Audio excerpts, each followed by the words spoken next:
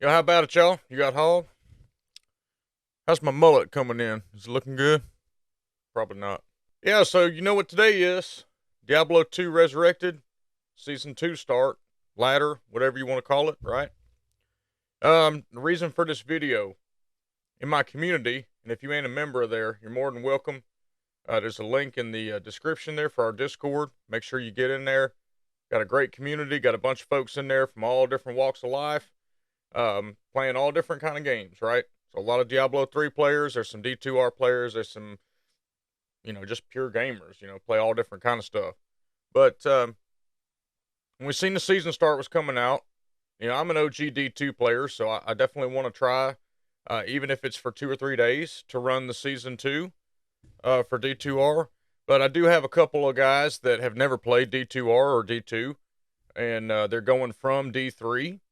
So I wanted to do a quick video just to kind of give you your expectations of going from a Diablo 3 to Diablo 2, Diablo 2 Resurrected, what you should expect, what's the main differences. Obviously, they are two completely different games, but I'm just going to give you some similarities and some differences, stuff to expect. You get used to certain things in Diablo 3, and man, it's just hard to go to another game and then go in there blind, I guess what I'm trying to say, and not be prepared for what you fixing to run into. So, before I get into it, y'all, thanks so much for the growth. Like, this Southern boy's blown away. It's crazy. The growth that I've got over the past 5 weeks is unfriggin' believable. So, appreciate y'all so much. Make sure to hit like, make sure to hit subscribe, give me a comment, good or bad. I always enjoy reading all of them. And let's get into it. No, That's your theme song no, for the your. fucking ain't. I ain't from goddamn the mountains. All right, so the first thing you're gonna notice is you don't have a pet and you don't have wings. Really, you don't have cosmetic alterations that you can do. The only cosmetic stuff is from set items, like Tyrasha's set for the wizard. She glows when she puts it on. But as far as transmogs, dyes, wings, pets, any of that doesn't exist, right? So you will have to pick up your own gold. Um, Nice thing is you don't have to worry about bounty mats, or bounty mats or materials. You don't have to worry about any of that. You don't have to worry about picking up items to salvage or any of that. So that helps. So again, back to mats. There's no bounties. There's no adventure mode. There's no, I guess adventure mode's all the time in this game, but there's no separate mode to where you run adventure or you run challenge rifts. There's none of that, right? This game is about the grind. It is about farming and grinding. So there's no re-rolling items. There's no reforging. There's no upgrading. Now, you do have a cube, okay? You do have the Heraldric cube. There are a bunch of recipes and stuff you can do it. You can do things with it there. But there's so many great content creators. I'm not going to try to copy their stuff and pretend like it's something that I brought you and it's just regurgitated bullshit. There's so much of that out there right now. I'm trying not to just be one of these copycat guys, even though sometimes you can't help it. So you can head over to their stuff. Mr. Llama, Sweetfield, Dobrunsky. There's some really good guys over there. Go check out their stuff, right? This is just for D3 guys that are curious about what they're getting into. Um, your skills, you're instead of level 70, you're gonna be a 99. So once you hit about level 80, the XP it starts to get a grind. Like you think the Paragons are a grind? No, you're really gonna have to start grinding on stuff. There is experience shrines, but it's not like what we're used to, the experience pools, to where you can stack 10 of them and all this. Your experience shrine lasts like 30 seconds or something like that, whatever the official time is. Guys, just be prepared for a totally different experience. It's a fun game. They both have their place. If you're a D3 player hardcore, I feel like everybody should play D2 to see where it came from. And even Diablo 1. I love Diablo 1. I played the shit out of it when I was a kid. All these games are great, right? They're just different in their own retrospect. So, trying to think what else is vastly different. You can't have 8 players. This is the big thing. You can have 8 players in a party. So that's huge for me. I'm a people person. I get along with the devil. I make friends with anybody. I like playing with a lot of folks. So if you like me and you like having 8-player party, this is where it's at, right? Now the big thing, there is no individual loot. So you got to get that clicking finger ready. It's better to play with a group so y'all can share gear and stuff like that, because your chances of items dropping in 1-person difficulty versus 8-player difficulty is the 8-player difficulty. The drops are just much, much, much better.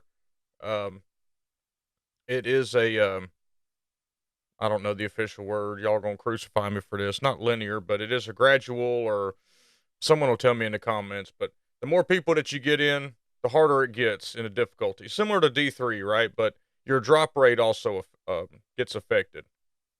Now, breakpoints are big in this game. So faster cast rate, faster block rate, attack speed, stuff like that, they do come into account here. So it's good to jump over to Max Roll or Icy Veins or any one of these guides and see where the breakpoint chart is. That's really going to help you out. You didn't really have to wait. There's some breakpoints in D3, but it's not so much like D2 where you got to try to hit those breakpoints with your certain faster cast rate and block rate and stuff like that, right? You will have a mercenary. Your mercenaries are always with you. So that's the difference. So in D3, when you join a multiplayer game, multiplayer lobby, or whatever, your follower leaves. Not in D2. Your mercenary is always with you. It's almost required to have a really strong mercenary to keep you alive. So, yeah, that's the difference with that. There are runes. Okay, so runes and socketed stuff is way more important than in D3. So D3, your runes come in the form of passives for skills and stuff. Your runes are actually drop runes that have a certain amount of rarity, and you actually build rune words with that. So there's your big difference there. There is a little bit more playability between the builds. It's not like you have a list. Here's your A tier or your S tier, your A tier, your B tier, and this is what you have to build. With the patch that came out last season, there was some modifications to where you could play things like Hydrosaurus and Fist of the Heavens, things like that that you weren't able to play before. Again, you have a little bit more flexibility. Not saying it's going to be meta, not saying it's going to be whatever, but brings us to there's no greater rifts. There's no 150 leaderboards. Now there is in game, right? There's Ubers and there's stuff like that, but there's no your leaderboard is to 99 who got there. There's no like, hey, they did a 150 clear in 5 minutes, and they keep changing everything up. It's not about that. This game is about grinding, grinding, grinding until you find the most baddest ass items that you can find, and then get into Ubers. Other nice thing is you can trade, right? So you don't have to be in a game with somebody in order to drop them the whatever items that you found. Okay, so you can be you can find an Oculus, just for an example. You can find an Oculus in one game, and then 2 months later, if somebody needs it, you can drop that in town to them. So that's what I really like about it. You should be able to trade in all these games. I think it's so stupid that they basically force you to play with certain people to get them the gear. And I understand the social aspect, and they're trying to make it a social game, la la la la la, right? But it would just be a lot better to be able to drop stuff or trade stuff. So there you go. D2R trading is easy, or dropping. You'll see tons of free games. So if you're doing a season start by yourself, or you're not in our group, or whatever your case may be, you'll start to see after about a week or so, maybe a couple days, there'll be some free games in the lobby. So that brings me to that. Let me touch on this real quick. There is a lobby in this game. To me, that's what they were missing out on D3. There was no lobby. There was no way to see, hey, here are a list of games. Here's what everybody's doing. This is what I want to do. The only way that you were able to do that was to get in a community and do a chat and say who's doing what. There was no official list of lobbies. This is what, a bail run game or for D3, like a rainbow goblin farming game. You couldn't see that. In D2, you can see that. D2R, you can see that. They'll say bail runs or Tristram runs or Act 1, whatever it may be, free, whatever. You can see what's going on and join those games and have 8 people in the game. That's a better system to me. And you'll start to see why, if you play this game as a D3 player, you'll see why people were kind of pissed off about certain things, right? Like wizard teleport mechanics, for example. Much better in D2, at least in my opinion. You might disagree. I think D3 teleport is clunky. That's just my opinion. What else we got? You have charms. So this is something that you really don't have in D3. D2, you got a lot of charms that drop. You got a lot of extra bonuses that it gives you. You got stuff like Geeds. You got stuff like Annulus. You don't have that in D3. So it's give and take, right? So you also don't have the ability to re-roll stuff in D2, but, so there's your give and take. Yeah, you can't roll stuff in D3, or D2, excuse me, but you can get charms and all that. So you also have Magic Find. Okay, this is a big one. There's no Magic Find in D3. The items just drop, right? You have Ancients and Primals and all that. You don't have that in D2, right? You have regular items, you have socketed items, you have ethereal items, blues, yellows, and legendaries set items. That's it, right? You make your own rune words with the runes that drop, but there's no, like, if you get a Skin of the Viper Magi to drop, it's going to be a Skin of the Viper Magi. It might have different stats, but there's no Ancient, there's no Primal, there's no any of that, right? There's no augments, there's no anything.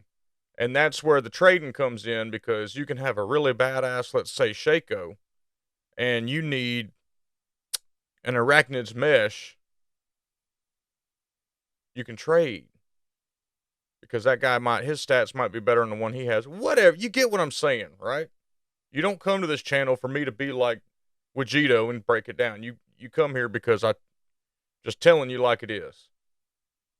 What else? One more thing. I've pretty much covered a lot of them. Like I said, they're 2 separate games, right? But they have their similarities and they have their vast differences. Either way, they both fun as hell.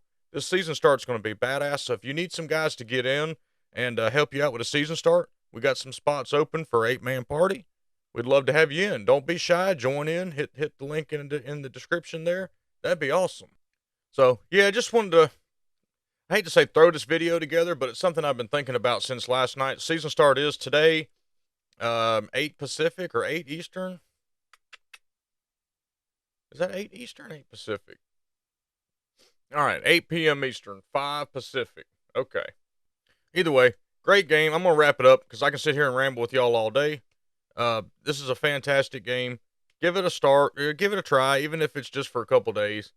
It starts today. This is October 6th. Starts today at 8 p.m. Eastern time, like I said. Link is in the description for our Discord. We got plenty of room. Join in. But again, thanks for the growth. Make sure you hit subscribe. Don't be that guy that's watching my channel without subbing, because that's bullshit, right? I'd sub to your stuff if I liked it. So sub to my stuff if you like it. Appreciate y'all. And let me know in the comments if you plan D2R. Because maybe we'll see each other. See y'all later.